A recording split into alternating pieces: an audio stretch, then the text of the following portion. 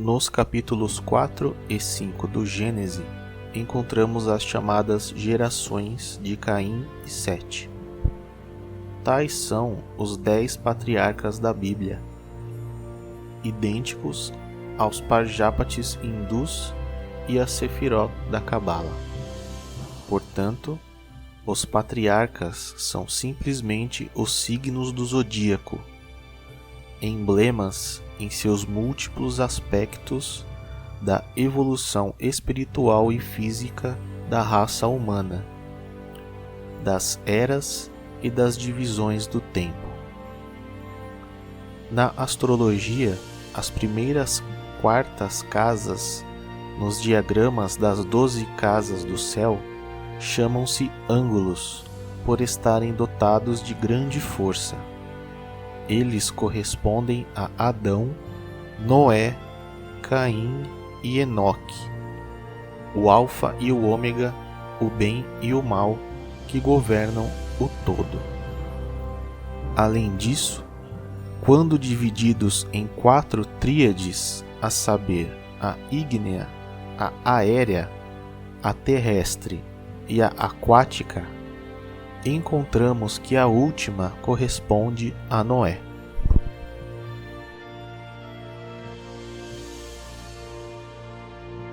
Enoque e Lameque são duplicados da tábua de Caim para perfazer o número 10 nas 2 gerações da Bíblia e para que os patriarcas correspondam às 10 sefirot cabalísticas, enquadrando ao mesmo tempo com os 10 e posteriormente 12 signos do zodíaco, de modo compreensível apenas aos cabalistas.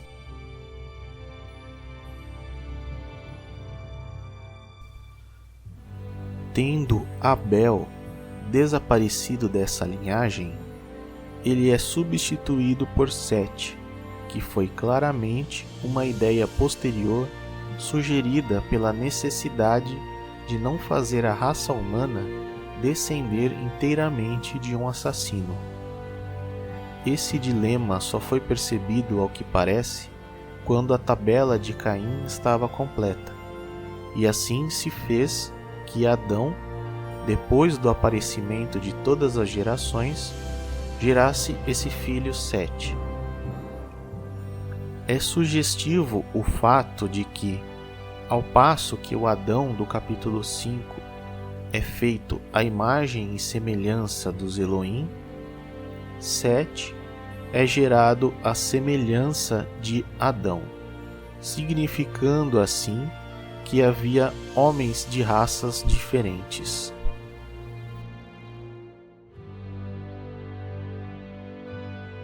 É notável também que nenhum dado figure na tabela de Caim relativo à época ou a outros detalhes dos patriarcas, ao passo que o contrário é verdadeiro nas linhagens de Sete.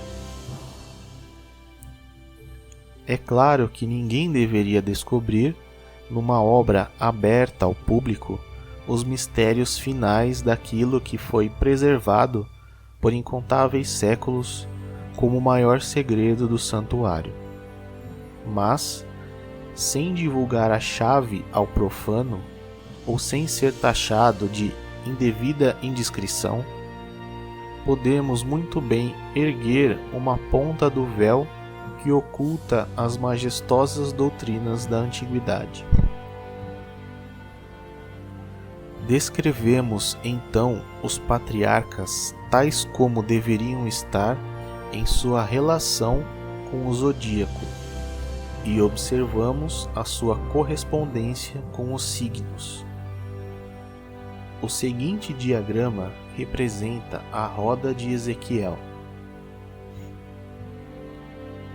Para explicar a presença do chamado Tetragramaton e de Adão e Eva, bastará nos remetermos aos seguintes versos do Gênesis com o seu sentido correto inserido em parênteses.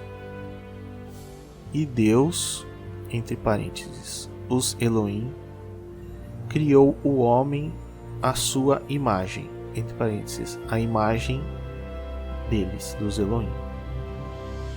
Macho e fêmea os criou, parênteses, o criou, e deu-lhes, entre parênteses, deu-lhe o nome de Adão. Quando a Trindade é tomada no início do tetragrama, ela expressa a criação divina, espiritual e sem qualquer pecado carnal.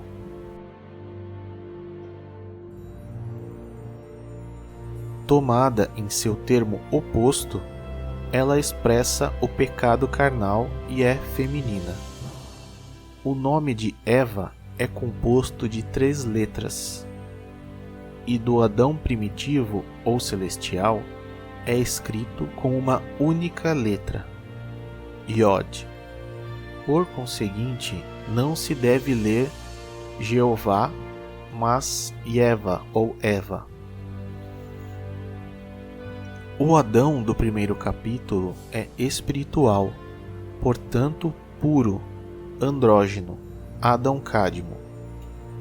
Quando a mulher sai da costela esquerda do segundo Adão, do pó, a virgem pura se separa e, caindo na geração ou no ciclo inferior, torna-se escorpião, emblema do pecado e da matéria.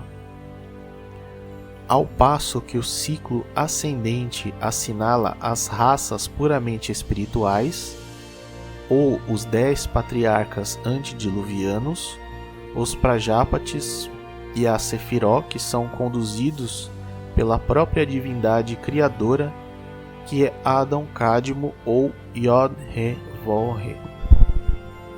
Espiritualmente, o inferior, Eva, é o das raças terrestres, conduzidas por Enoque ou Libra, o 7º, que por ser metade divino, metade terrestre, teria sido tomado com vida por Deus. Enoque, Hermes e Libra são uma mesma coisa.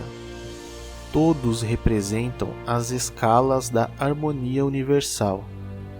A justiça e o equilíbrio estão colocados no ponto central do zodíaco. O grande círculo dos céus, de que tão bem fala Platão no Timeu, simboliza o desconhecido como uma unidade, e os círculos menores que formam a cruz, por sua divisão no plano do anel zodiacal, representam no ponto de sua interseção a vida. As forças centrípetas e centrífugas, como símbolos do bem e do mal, do espírito e da matéria, da vida e da morte, o são também do Criador e do Destruidor, Adão e Eva, ou Deus e o demônio. Nos mundos subjetivos, assim como no mundo objetivo, elas são as duas forças que, através de seu eterno conflito, mantêm o espírito e a matéria em harmonia. Elas forçam os planetas a buscar seus caminhos e os mantêm em suas órbitas elípticas, traçando assim a cruz astronômica em sua revolução através do zodíaco. Em seu conflito, a força centrípeta se prevalece, dirigindo os planetas e as almas vivas ao Sol, protótipo do Sol espiritual invisível, ou grande alma universal, seu Pai. Ao passo que a força centrífuga enxotaria ou repeleria os planetas e as almas para o espaço árido, muito longe da luz do universo objetivo, fora do reino espiritual da salvação e da vida eterna, e para o caos da destruição cósmica final e da aniquilação individual.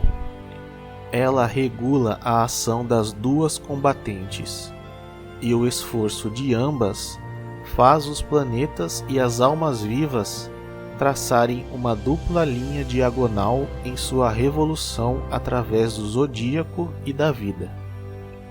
E assim, preservando a rigorosa harmonia no céu e na terra, visíveis e invisíveis, a força da unidade de ambas reconcilia o espírito e a matéria, e Enoque permanece como um Metatron diante de Deus. Desde Enoque até Noé e seus 3 filhos, cada um representa um novo mundo que, após cada período de transformação geológica, dá nascimento a outra raça distinta de homens e seres.